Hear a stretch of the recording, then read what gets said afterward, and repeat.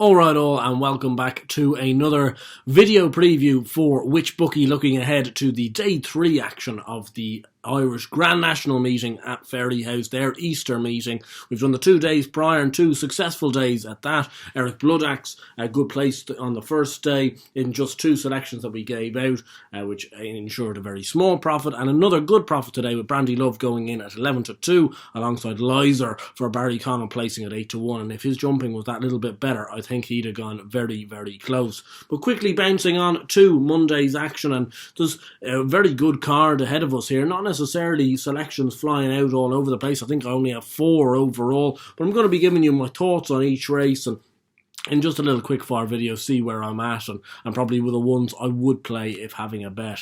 In the 205 race, the Novices Handicap Hurdle, quite like Marvel Fan in this race. She's not a full selection for me. She was close to being one. I would have maybe wanted a little bit more juice in her price. She's only 11-2 at the moment with Paddy Power. That's a pretty stingy each way price at that. But as a result, I'm not quite as convinced, just because I thought maybe the last day was her winning day. I backed her the last day when she finished second, and she was just beaten that day, and she's been risen £2 for that. That being said, Brian Cooper gets on very well with this mare. Tony Martin's horses have been in good nick all year, and she seems to like going right-handed, so there's a lot going for her, and she'd be my one for small money perhaps. The 240, the Grade 2 Juvenile Hurdle, I think a Caroline will win this, but he's 8-13, not telling you anything you don't need to know. It's a no-bet race for myself. The 315, the first bet I'm going to have today is Volcano at 7-1 with Paddy Power with 5 places available. I think he's got a good chance in this off a mark 130. Dropping back into a 2-mile 5-furlong handicap on this occasion, having been in the Pertemps last time out over 3 miles, which may have stretched him at a track like Cheltenham, should I say. That being said, he still finished 9th, and considering Gordon's horses on the Thursday and Friday at Cheltenham didn't really run their races, let's be honest, they were cutting out quite quickly. I thought that wasn't the worst effort in the world, and he's obviously better handicapped off his Irish mark, and if he comes back to that Navan form from December, he'd have to have a massive chance. The 350 is a 2.5-mile Grade 2 open hurdle, and I love too many of these horses to put any of them up. I really like the Devil's Coachman, a horse I've won on a few times. The same with Flame Blair, same with Santa Rossa. Probably out of the 3, Santa Rossa at 8-1's maybe worth a bit of each way money. Flame Blair, very interesting going up from Novice Company, but it's a race I'm overall going to leave untouched, even though I do like an awful lot of the horses in it. The same can be said for the 420 race, the 2.5-mile Devonish Chase. Janadil probably takes the beating in this race, but he's even money. I'll allow him win at those prices without losing much sleep.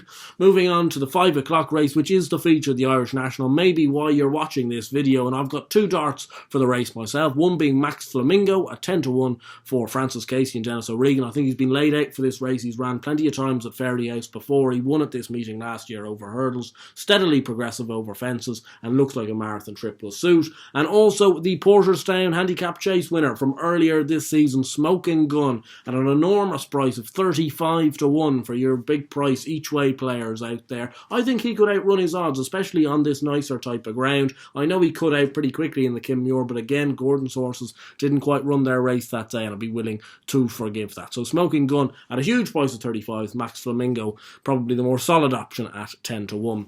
The 540 race, my final selection on the card, comes in the 3-mile handicap chase, and it's a horse called the Dabbler, who was actually second in the Porterstown behind Smoking Gun earlier this year. He had some really progressive form on nice ground at the start of this season. He was given plenty of time off after the Porterstown before being well backed for the Grand National trial at Punchestown last time out when being brought down very early.